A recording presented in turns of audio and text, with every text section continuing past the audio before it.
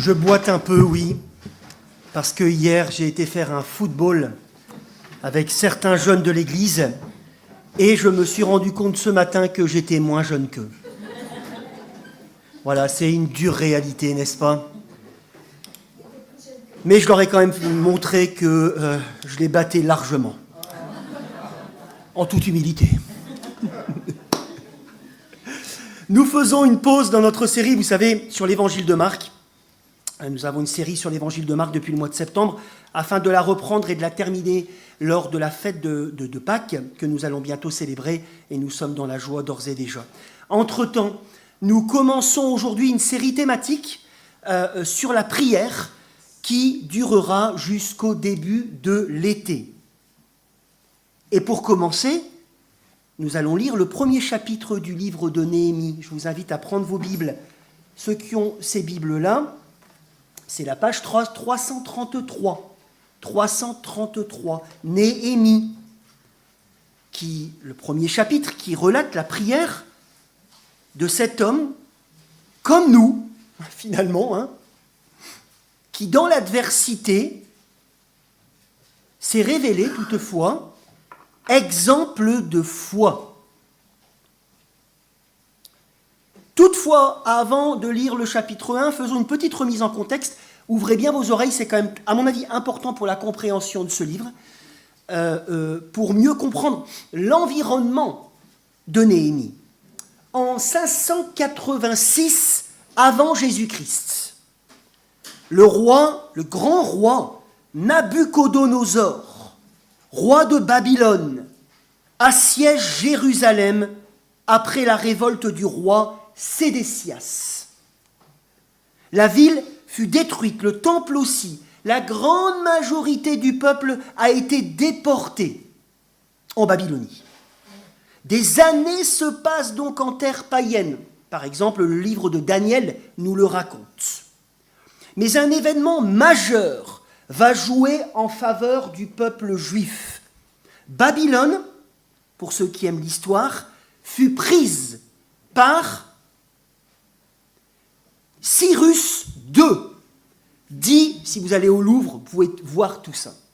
Par Cyrus II le Grand, roi des Perses, qui a eu à cœur, et on le sait parce qu'en plus de ça, on a le rouleau qui se trouve au London Museum.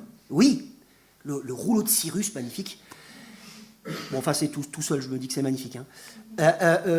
Qui a été inspiré par le Seigneur, nous dit Ésaïe, chapitre 45, pour permettre, c'était la politique de Cyrus, à ce que les déportés de Juda, volontaires, puissent rentrer chez eux. Nous sommes alors en 538 avant Jésus-Christ. Un an après, un premier groupe de Juifs retourne en Judée, sous la conduite de, vous suivez bien, Zorobabel et Josué. On trouve ça dans le livre de Zacharie et d'Agée. Leur mission, reconstruire le temple. Ils sont les chefs exécutifs du projet. Puis environ, écoutez bien, 60 années après, oui, 2 autres retours vont avoir lieu. Celui de Esdras et 15 années plus tard, et vous pouvez le dire là maintenant, oui. Mais alors, qu'est-ce qui a motivé cette envie de retour chez cet homme qui était en fait super bien installé en terre étrangère?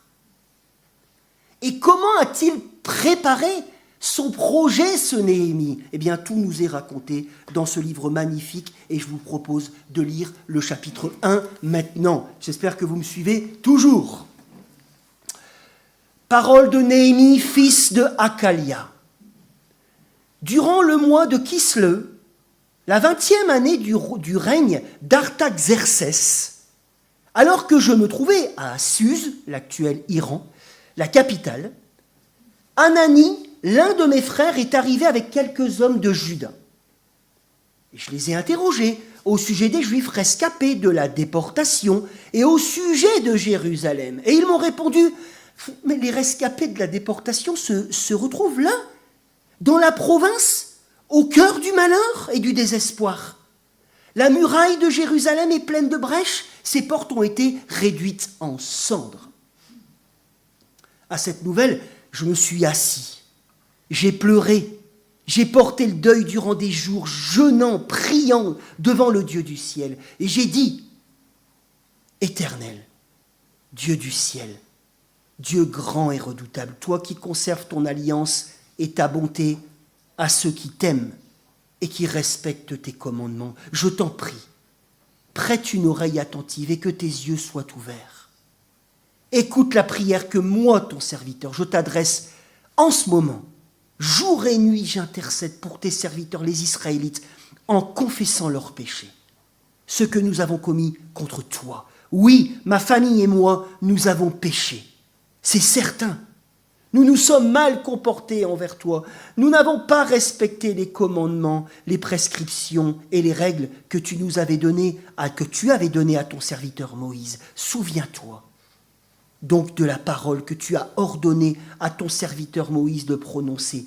Si vous vous montrez infidèles, je vous disperserai, moi-même, parmi les peuples. Mais si vous revenez à moi, si vous respectez mes commandements et les mettez en pratique, alors, même si vous êtes exilés à l'extrémité du ciel, je vous rassemblerai de là et je vous ramènerai à l'endroit que j'ai choisi pour y faire résider mon nom. Ils sont tes serviteurs et ton peuple, ceux que tu as rachetés par ta grande puissance et ta force. Seigneur, prête une oreille attentive à la prière de ton serviteur et à celle de tes serviteurs qui prennent plaisir à craindre ton nom. Donne du succès à la démarche de ton serviteur, permets-lui de gagner la compassion de cet homme. J'étais le responsable des boissons du roi. Waouh! Quel témoignage! Premier point de ma prédication, la mauvaise nouvelle. Néhémie, qui est un juif né en exil,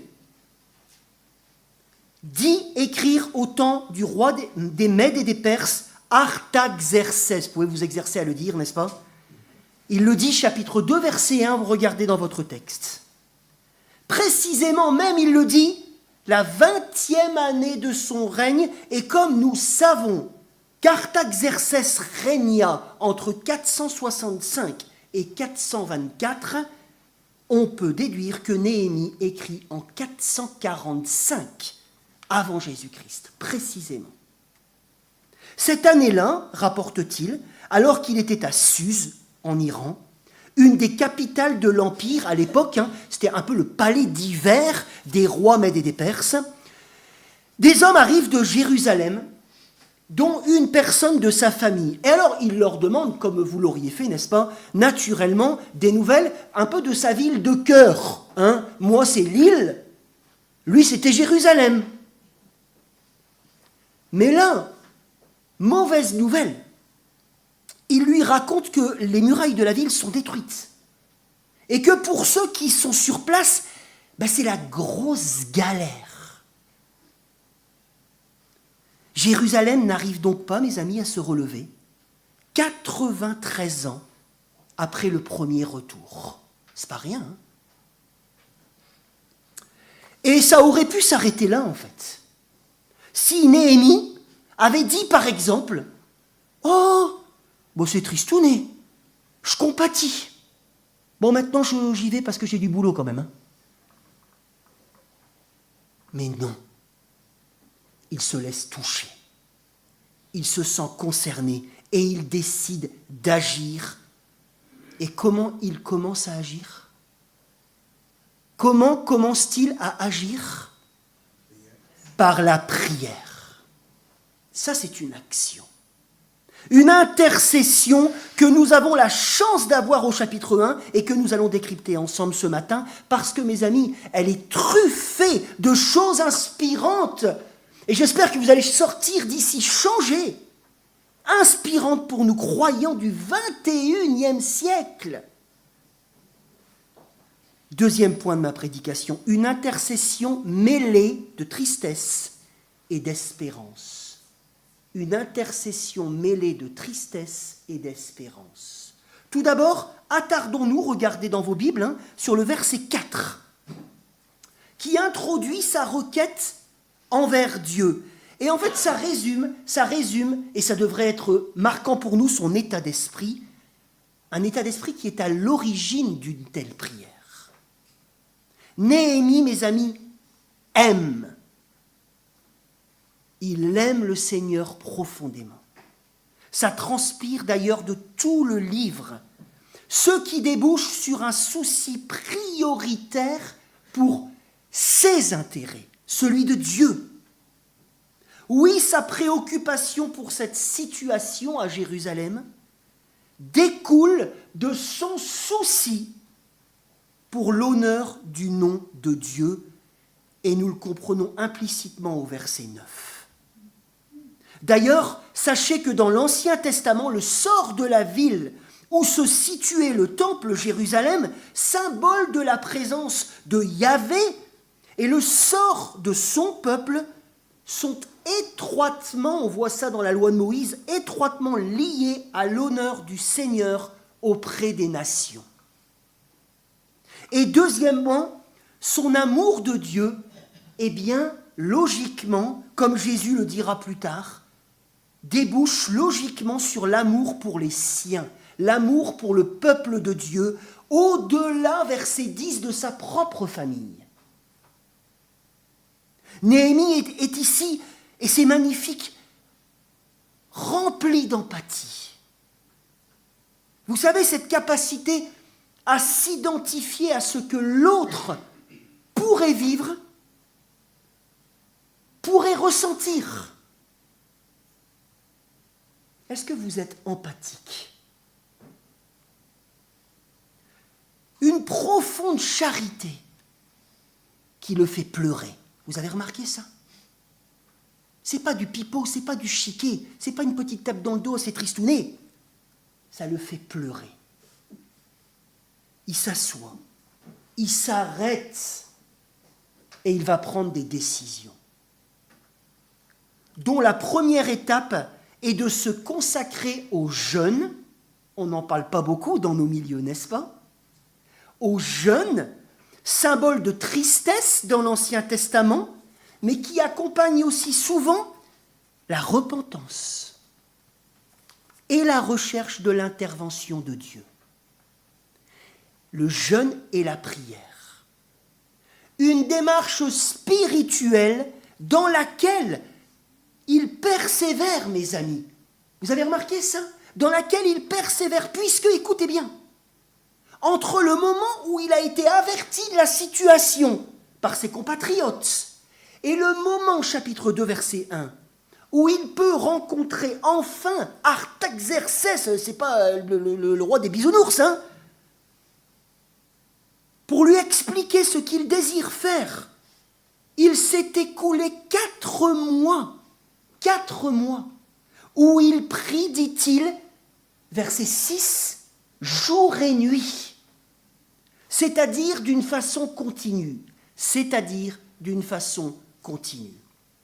pour la cause de Dieu, avec un objectif final bien précis, avoir l'accord du roi de prendre congé de son travail auprès de lui pour avoir l'autorisation d'aller mettre ses mains dans le gambouis. Parce que lui, il est dans une situation confortable. Il est au palais du roi, le plus grand roi de ce monde à l'époque.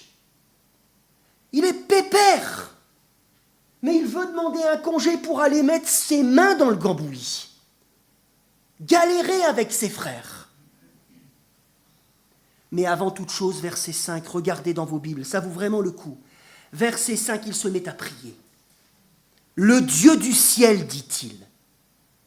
Une expression technique en Esdras Néhémie qui proclame en fait la providence de Dieu, qui orchestre tout ce qui se passe et qui peut, lui seul, écoutez bien mes amis, ça vaut le coup d'écouter ça dans notre circonstance.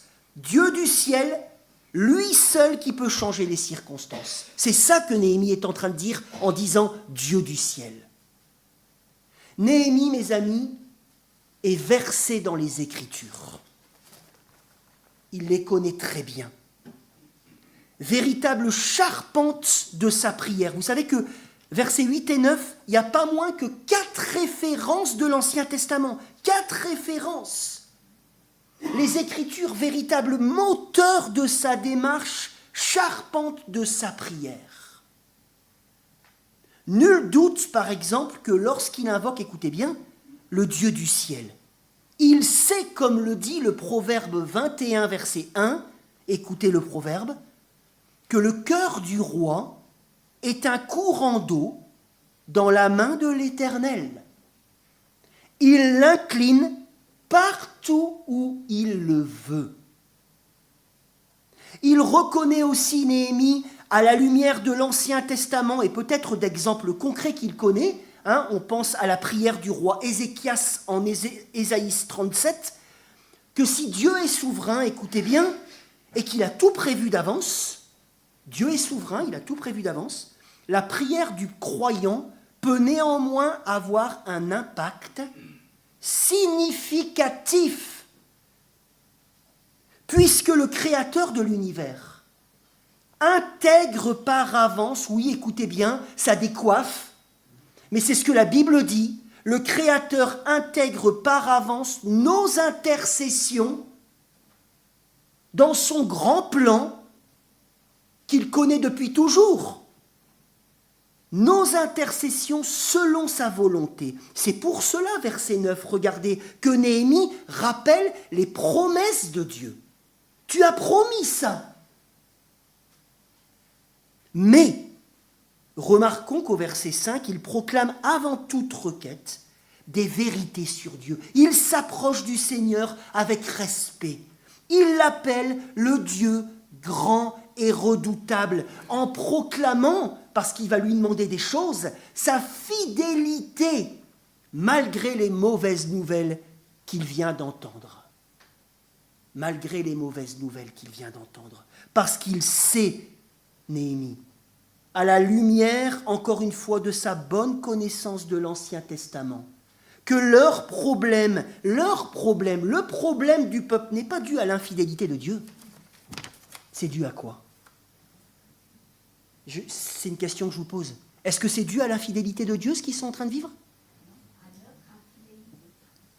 À l'infidélité d'Israël, verset 6.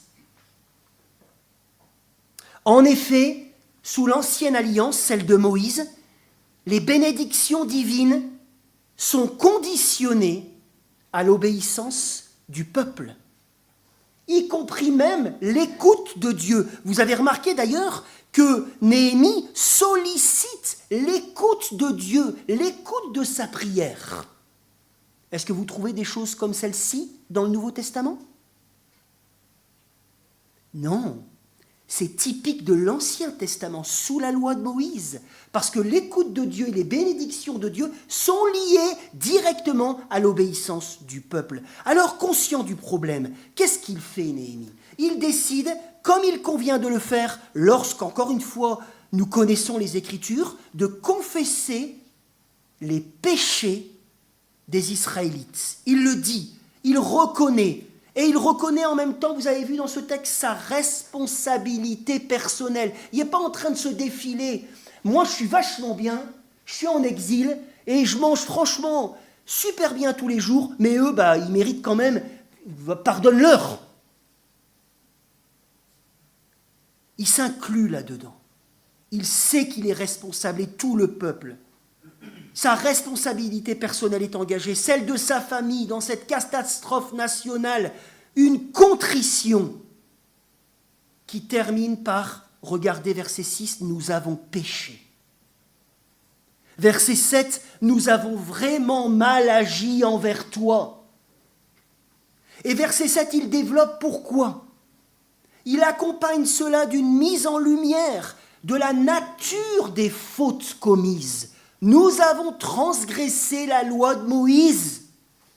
Nous n'avons pas écouté. Nous n'avons rien fait pour ça. Admirons ici la lucidité spirituelle de Néhémie. grâce à sa bonne connaissance de la loi. Il sait, il connaît, il est lucide, ce qui lui permet de comprendre le souci et d'accepter sa responsabilité personnelle, écoutez bien, sans trouver de bouc émissaire. Vous savez, on a tendance à se défiler de ce que nous avons commis, se défiler de nos responsabilités, et le meilleur moyen pour ça, lorsque nous sommes à côté de la plaque, c'est de se trouver des boucs émissaires. C'est de sa faute. Ce n'est pas du tout la démarche de Néhémie. Il vient devant Dieu en pleine lumière, parce qu'il sait qu'il ne peut rien cacher au Seigneur. Il peut se le cacher à soi-même, mais il n'a pas envie. Une démarche qui n'en reste pas pour autant, et c'est ça que j'aime bien aussi dans cette prière, écoutez bien, ça n'en reste pas pour autant indéfiniment au problème. Cultivant, écoutez bien, une plainte sans limite, où il se tourne vers la crise, vécue, outre mesure, et tout le temps, cultivant une tristesse, désespoir. Non! Il veut s'en sortir, il veut que les Israélites s'en sortent. Il recherche une solution, celle qui se trouve dans la grâce et la miséricorde de Dieu. Amen. Une espérance au sein du chaos qu'il trouve, et oui, encore une fois, dans la loi de Moïse, qui mettait en garde, et il développe versets 9 et 10, contre des malédictions qui pouvaient tomber sur le peuple suite à sa désobéissance, mais une loi de Moïse aussi, une parole de Dieu qui promettait aussi un relèvement et un rassemblement sur la terre promise pour tous ceux, écoutez bien mes amis, pour tous ceux qui se mettraient à réfléchir, pour tous ceux qui prendraient une décision comme celle de Néhémie, verset 11, comme celle que Néhémie prend solennellement ici, ainsi que d'autres apparemment avec lui. Écoutez bien pour conclure ce deuxième point avant de passer à la conclusion. Son intercession, sa prière n'est donc pas une tentative de forcer la main du Seigneur pour obtenir quelque chose contre son gré, mais il désire débloquer quelque chose que Dieu désire depuis toujours leur donner. Ce n'est pas pareil, n'est-ce pas? Je répète, son intercession n'est pas une tentative de forcer la main du Seigneur pour obtenir quelque chose contre son gré, mais pour débloquer quelque chose que Dieu désire depuis toujours leur donner. Deuxièmement, nous avons ici une intercession qui n'a pas non plus pour but que Dieu fasse tout à leur place, mais pour que le Seigneur leur accorde la faveur du roi afin qu'il retourne lui-même dans le pays pour mettre ses mains dans le cambouis. Il ne veut pas que Dieu fasse tout à sa place. Il veut se bouger, mais il sait qu'il y a des verrous qui ne lui appartiennent pas. Troisième et dernier point, la prière, mes amis, pour nous encore aujourd'hui avant toute chose. La prière avant toute chose. Est-ce que vous avez l'habitude de prier avant toute action, avant tout projet, avant toute parole?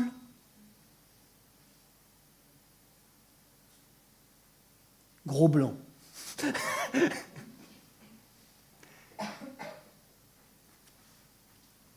Il est clair que nous ne vivons pas à la même époque que Néhémie. Il est clair aussi que nous ne vivons pas au même moment de l'histoire du salut et que donc, puisque nous ne sommes pas sous la même alliance, nous sommes sous l'alliance de Christ et non pas sous l'alliance de Moïse, certains éléments de cette prière ne peuvent pas être repris tels quels par un croyant d'aujourd'hui. Par exemple, ne nous attendons pas, à être maudits directement parce que nous désobéissons à la loi de Moïse, puisque c'est le sang du Christ qui nous pardonne et nous purifie.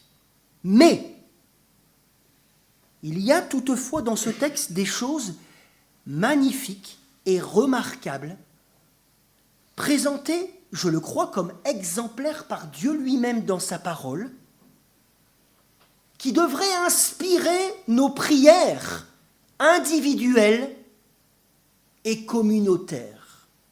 Ah, vous savez, pour un juif de l'époque, les prières communautaires, c'était une évidence. Aujourd'hui, pour les croyants du XXIe siècle, parce qu'on a tellement, et c'est vrai aussi, mais on a tellement prêché le salut individuel, mon salut, mon Jésus, qu'on ne comprend plus bien la communauté. On en reparlera. Mais il y a bien des exemples, parce que nous sommes appelés aussi à vivre en communauté en tant que chrétiens. Nous avons été rassemblés par Jésus-Christ et nous sommes appelés aussi à prier en Église. Il y a des choses inspirantes, incroyables pour nous tous. Continuons par exemple à être touchés comme Néhémie, comme lui, par les choses importantes. Vous savez, dans ce monde où on a du brouhaha tout le temps, des informations en permanence, on ne sait plus ce qui est important, essentiel, etc. Continuons à nous concentrer sur les choses importantes, les choses prioritaires, comme Néhémie, spirituelles. Néhémie il ne s'est pas laissé endormir par le confort. Pourtant, c'est clair qu'en tant qu'échanson du roi, il était dans le confort. C'est clair. Continuons à nous laisser toucher par les choses spirituelles, par les intérêts, pour les intérêts de Dieu, et à se mobiliser pour elles, notamment et en priorité, parce que ça fait partie de la mobilisation, et on l'oublie parfois, en remettant toutes choses, nos démarches, nos défis, nos envies, nos besoins, entre les mains de celui qui est le Dieu du ciel. Amen. Il peut tout.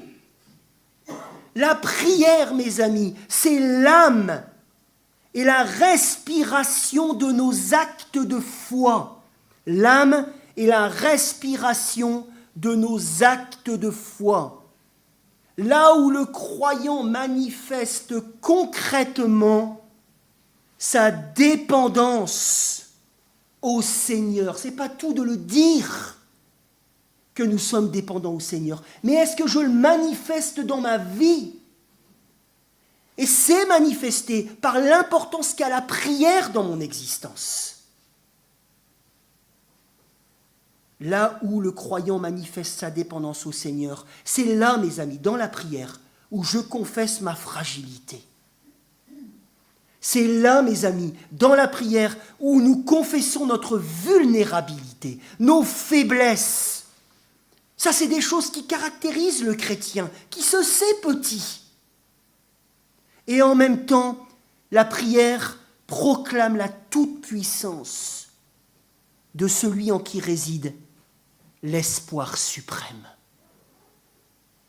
L'espoir suprême. N'oublions pas, mes amis, n'oublions pas que sur cette route qui est la nôtre aujourd'hui, que si Néhémie est clairvoyant, vous voyez, clairvoyant sur les choses, il voit clair.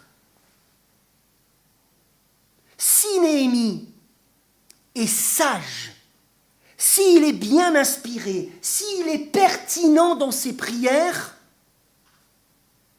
c'est grâce aux Écritures qui renouvelle son intelligence. Et Jésus le dira dans Jean chapitre 15, mais nous le verrons au mois de juin. Qui renouvelle son intelligence, qui anime aussi une vie de prière extrêmement riche et extrêmement fructueuse. Parce qu'elle est selon la volonté de Dieu. Elle est inspirée par sa parole. Et Dieu exauce. Une prière qui peut d'ailleurs prendre la forme d'un temps consacré, comme au chapitre 1, mais aussi sous la forme de prières éclairs, des prières flash. On a aussi des exemples au chapitre 2 où il ne prend pas forcément de temps, il est face au roi et il exprime rapidement une prière et il parle au roi. En effet, Néhémie prend le temps de jeûner, de prier, mais il est capable, regardez chapitre 2, verset 4, regardez chapitre 2, verset 4, il est capable aussi, lorsque le moment, et vous savez, on a tous vécu des choses comme ça, hein, on est là face, il faut prendre une décision, il y a quelque chose à faire, qu'est-ce qu'on fait? Néhémie, lorsque le moment se présente au chapitre 2 de rencontrer enfin le roi, hein, et avant de parler et de dire quelque chose qui n'est pas évident à dire, il prie rapidement, spontanément. Oui, il le fait en tout lieu, à tout moment. Des prières flash que l'on retrouve à beaucoup d'endroits. Vous lirez peut-être cet après-midi ou cette semaine le livre de Néhémie. Vous allez vous rendre compte qu'on retrouve la prière tout le temps dans ce livre. Tout le temps, à beaucoup d'endroits, en lien avec des moments clés de son projet. Des moments clés, à chaque fois qu'il y a des moments clés, des décisions à prendre. Seigneur, aide-moi. Seigneur, fais-moi justice. Seigneur, je suis là. Il n'y a donc pas d'opposition dans ce livre entre la prière spontanée et la prière soutenue, la prière continue. Mais, écoutez bien, je me demande si les personnes qui ont l'habitude d'avoir une vie de prière disciplinée, d'avoir une vie de prière soutenue, ne sont pas plus propices à faire naturellement des prières spontanées. Je me demande si les personnes qui ont l'habitude d'avoir une vie de prière disciplinée, soutenue, ne sont pas plus propices à faire naturellement des prières flash, spontanées.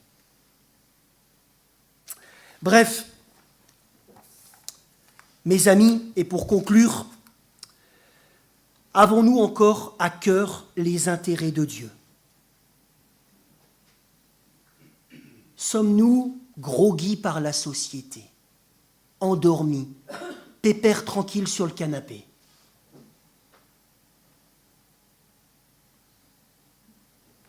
Nous avons prêché les intérêts de Dieu pendant plusieurs mois avec persévérance au cours de notre série sur l'évangile de Marc. Il ne s'agit pas de se dire on ne sait pas.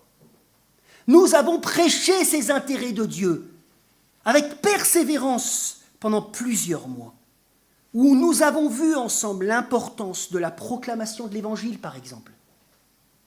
Jésus, mort et ressuscité, qui peut sauver les pécheurs et les faire entrer dans le royaume de Dieu. Nous avons vu aussi dans cette perspective l'importance, rappelez-vous, de s'éloigner de la religiosité, qui ne mène nulle part, pour suivre Jésus en vérité, d'une manière consacrée.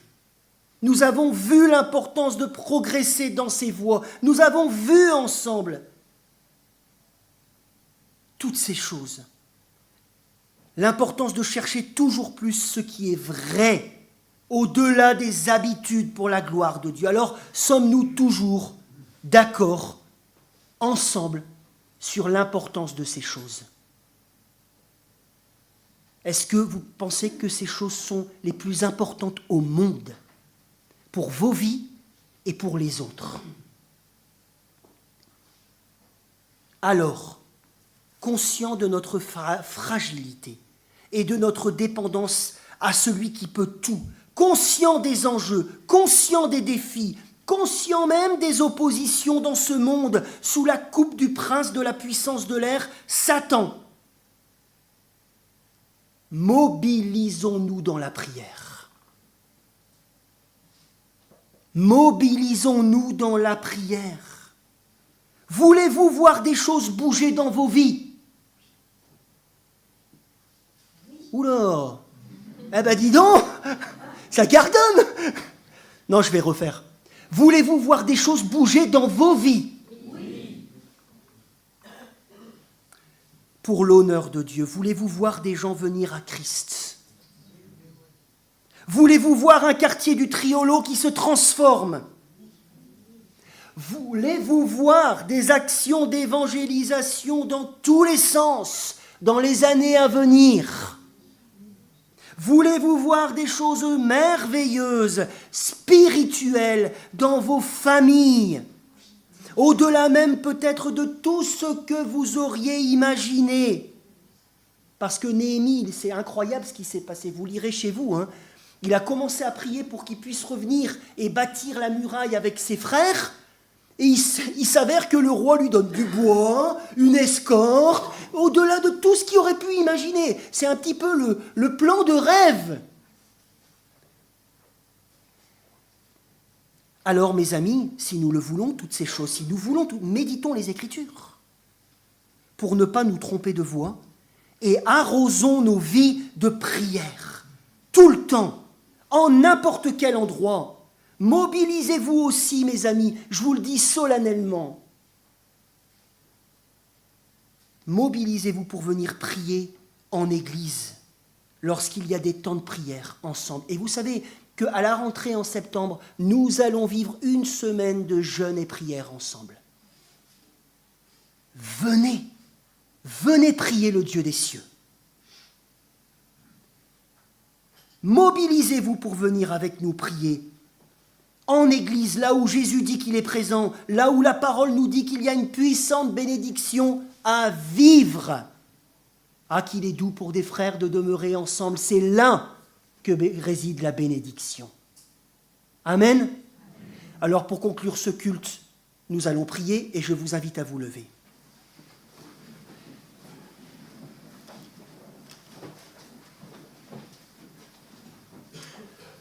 Seigneur, Dieu des cieux,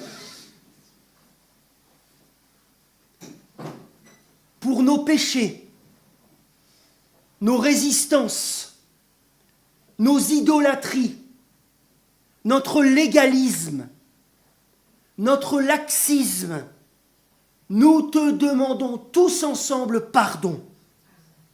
Pardon. Et puisque nous avons l'assurance qu'en Jésus-Christ, tu nous écoutes, tu nous pardonnes, nous te demandons de nous purifier et de nous faire croître en toi, de continuer à reconstruire nos vies par ta parole, ce qui nous conduira à exprimer des prières que tu exauceras pour ta gloire. Bon dimanche à tous.